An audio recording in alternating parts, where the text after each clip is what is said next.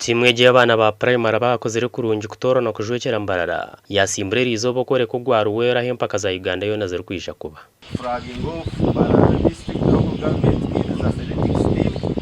genda kutujwekera je kandi katuletere bukopo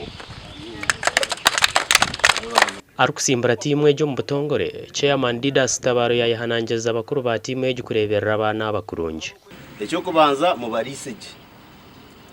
mwahurra ebyo kuriya kubira abaweho mu ngambere konkani nyenda barigije first of all a healthy body the healthy what mind team tuterekaniseje ntugесikaje ntuzakureta emedali yitu aha kandi abana baza kwa certified kujya mu certificates zibayambe omubiro byo misho bambara ulemerimo ninga bambaronda amashumira kandi byo kuzana Mbarara district tuzakwetebekaniza ntuyirukanga nsiga abantu tureka ngo ikintu twakitereza points tuye points munji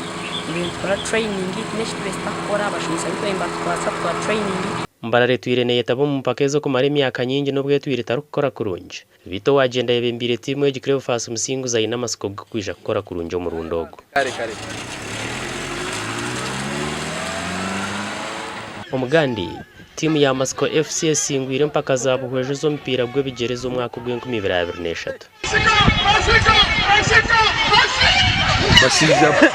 Empaka zibereze taburwe mutimu mukaga kandi za muherezo zanirwa hacayi chansika bataho najikutera nanye nimbahereza amasiko ngo AGEIHANGWE buhweje district football league nanye niza kusapotingana na manda banje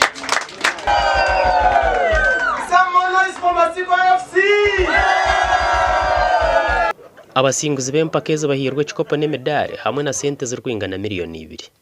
for our just 14